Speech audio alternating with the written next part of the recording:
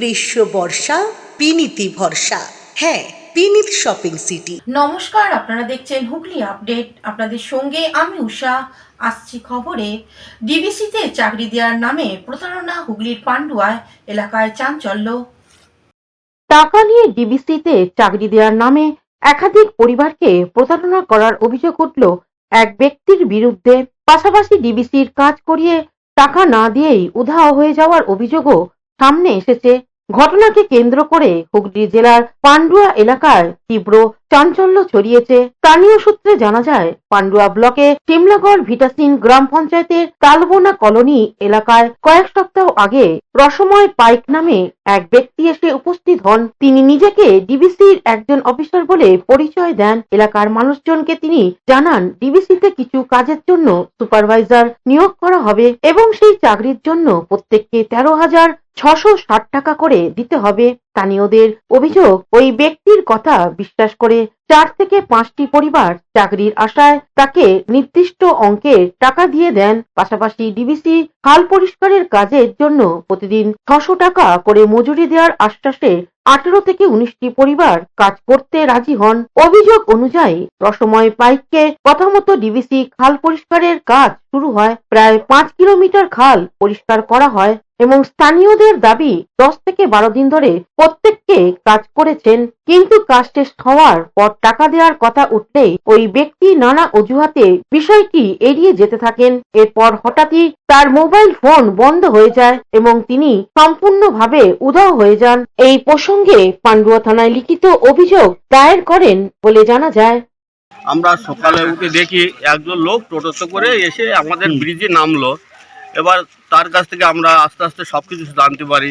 আমি জিজ্ঞেস করলাম, আপনার নাম কি? উনি বলেন, আমার নাম রসময় পাইক। রসময় পাইক।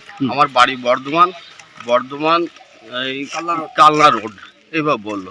আমি ওখানে জায়গায় কিনে ঘর করে থাকি। হচ্ছে সিমলাগড় থেকে রোজের যাওয়া আসা করছি, ঠিক আছে। স্টেশনে এসে এই পুলে এখানে নামাতাম, 10 টাকা করে আমরা ভাড়া নিতাম। এইটুকু আমাদের লাইনে খাটতাম। চম্পাডাঙ্গায় আসতাম, আর আমরা তালবোনা রামনগর যেতাম, ঠিক আছে। সেই হিসেবে একদিন এসে বললো আমি স্টেশন থেকে এখান থেকে যাওয়ার সময় গোড়া থেকে চেপে নিয়ে গেলাম। নিয়ে গিয়ে বললো যে আমার কিছু কাজের লোক দরকার, তাহলে আমি বর্ধমান থেকে নিয়ে আসবো। আমি তাহলে বর্ধমান না, এখানে যদি পান তাহলে এখানে ভালো, আমাদেরও কাজ হবে। ওই ঠিক আছে, তাহলে চলো। এই দুদিন ফুলে এসে কথাবার্তা বললাম, বলে ঠিক আছে, কাল থেকে তাহলে সোমবার। পান্ডুয়া থেকে সুমন চক্রবর্তী রিপোর্ট, হুগলি আপডেট। মাঘ সংক্রান্তিতে হবে পুণ্য স্নান। হুগলি ত্রিবেণীতে সংগমে 5ম বর্ষে কুম্ভ মেলা।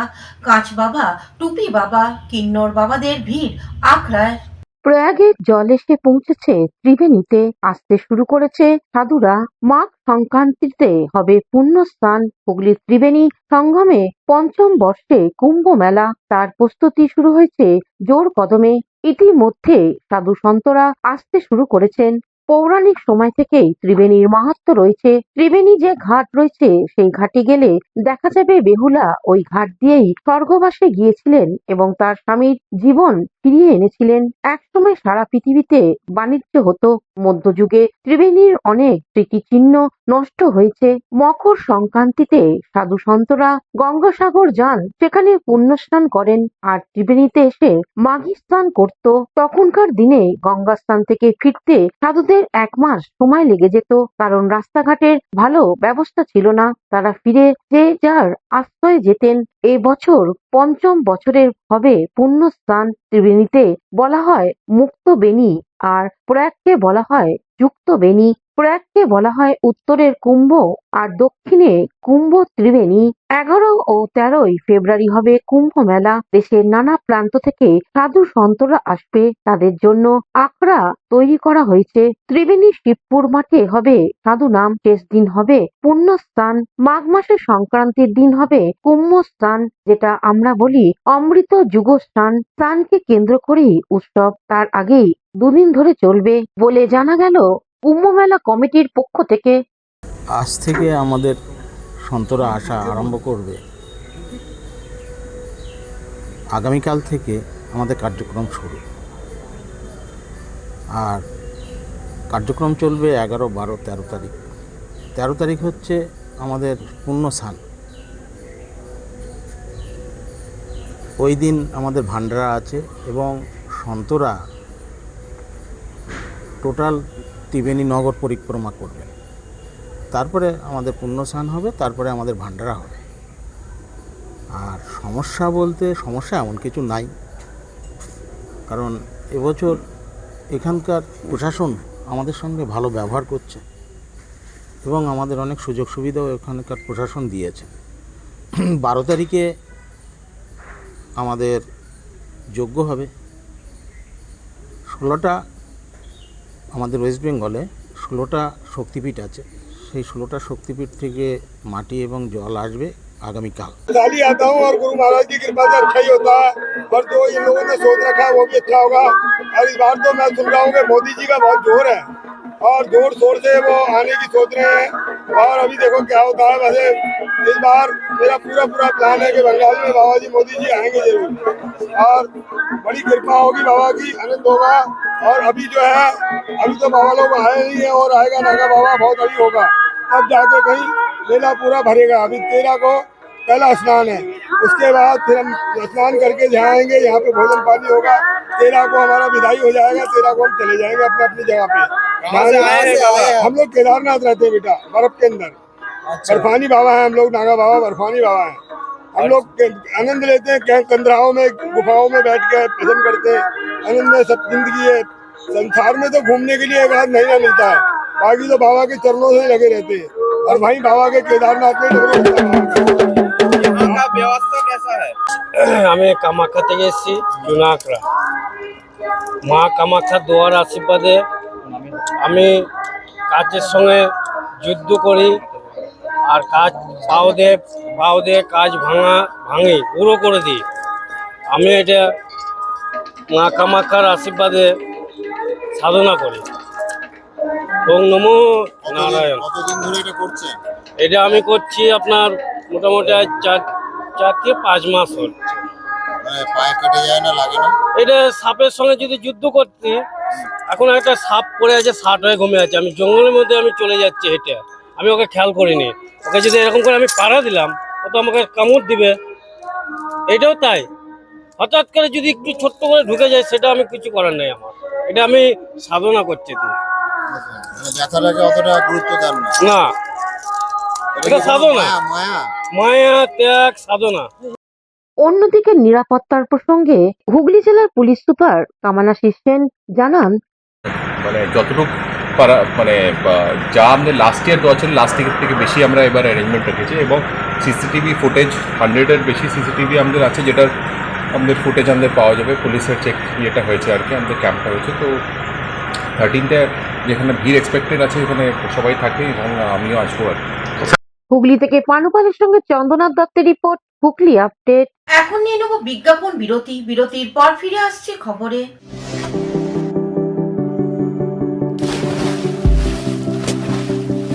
Fasten your seatbelts as you take a tour around your marine wonderland.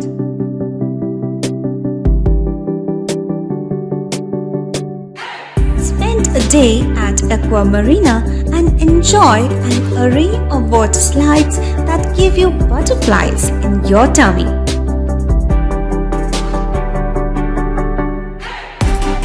Aqua Marina is a holistic weekend destination for friends, family, and couples, and offers magic to soothe your body, mind, and soul.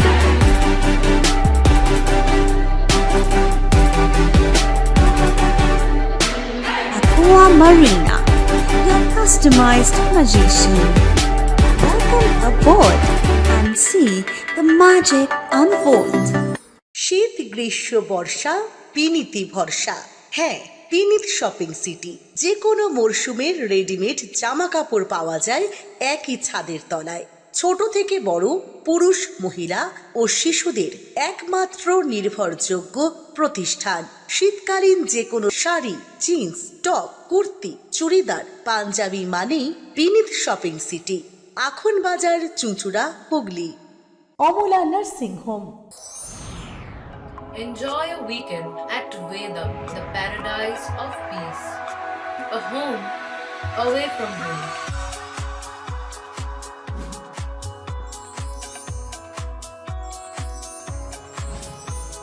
yourself resonating with the nature. Vedam welcomes you to create your best memories. স্বাস্থ্যই সম্পদ, আর নিজের স্বাস্থ্যকে সুস্বাস্থ্য রাখতে Bharati United sports foundation হুগলির সদর শহর চুঁচুড়া ঘড়ির মোড়ের সন্নিকটে আখনবাজার যুগিপাড়ায় আপনাদের জন্য নিয়ে এলো জিম অ্যান্ড ফিটনেস সেন্টার। আমাদের ব্যবস্থাপনায় রয়েছে personal training, weight training, gain strength, burn fat, build muscle, nutrition solutions, cycling. Admission ফি মাত্র 500 টাকা। জিমের সময় সকাল 6টা থেকে দুপুর 12টা এবং সন্ধে 5টা থেকে রাত্রি 10টা পর্যন্ত।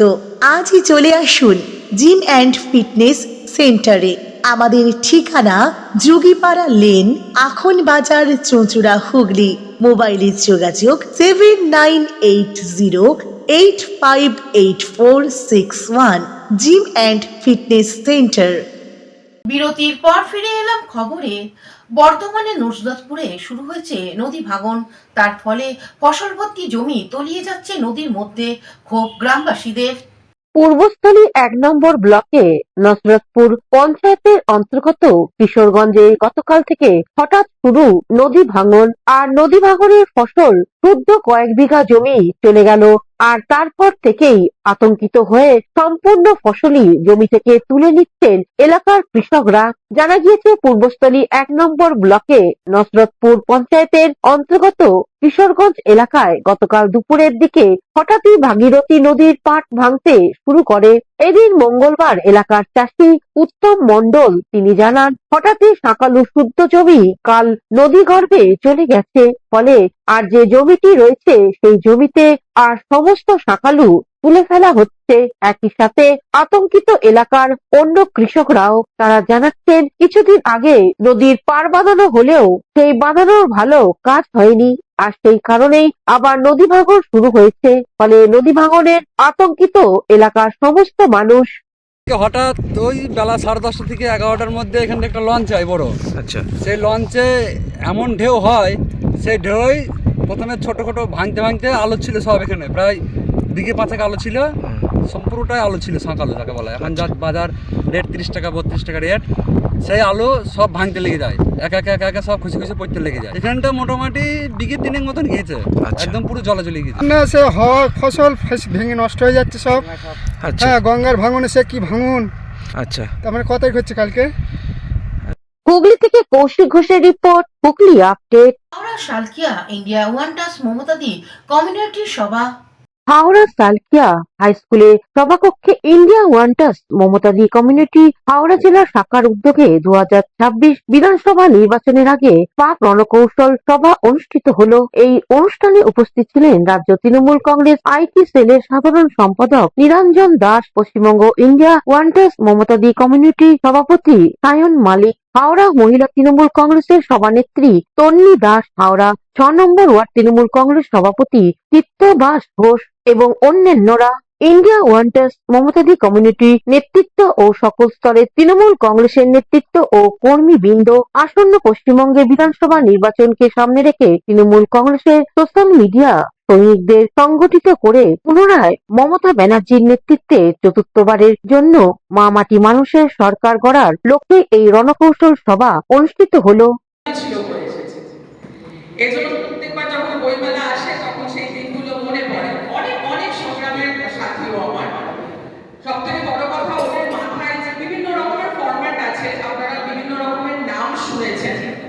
এখানে যারা বসে আছে, তীর্থদা আছে, আমার 6 নম্বর ওয়ার্ডের প্রেসিডেন্ট আছে, আমার সেক্রেটারি আছে, আমি আর নামগুলো বলছি না, মেন ব্যাপারে চলে যাচ্ছি। এই যে সোশ্যাল মিডিয়া প্ল্যাটফর্ম, এটাকে আগে আপনাদের বুঝতে হবে এটা কেন দরকার আছে। এটার সঙ্গে জমিনি লড়াইয়ের তফাৎ। একটা সময়, যে সময় আমরা প্রায় যুদ্ধের সামনে এসে গেছি, আর কয়েকদিনের মধ্যে আমাদেরকে মাঠে ঘাটে নামতে হবে। স্বৈরাচারী বিজেপি এবং অন্যান্য অপ্রাসঙ্গিক যে দলগুলো এখনো লাফালাফি করছে পশ্চিমবঙ্গের মুখে, তাদের বিরুদ্ধে আমাদের যুদ্ধ করার জন্য হাওড়া থেকে কৌশিক ঘোষের রিপোর্ট, হুগলি আপডেট। এখনকার মতন খবর এই পর্যন্তই। প্রতিদিন দেখুন হুগলি আপডেট। নমস্কার।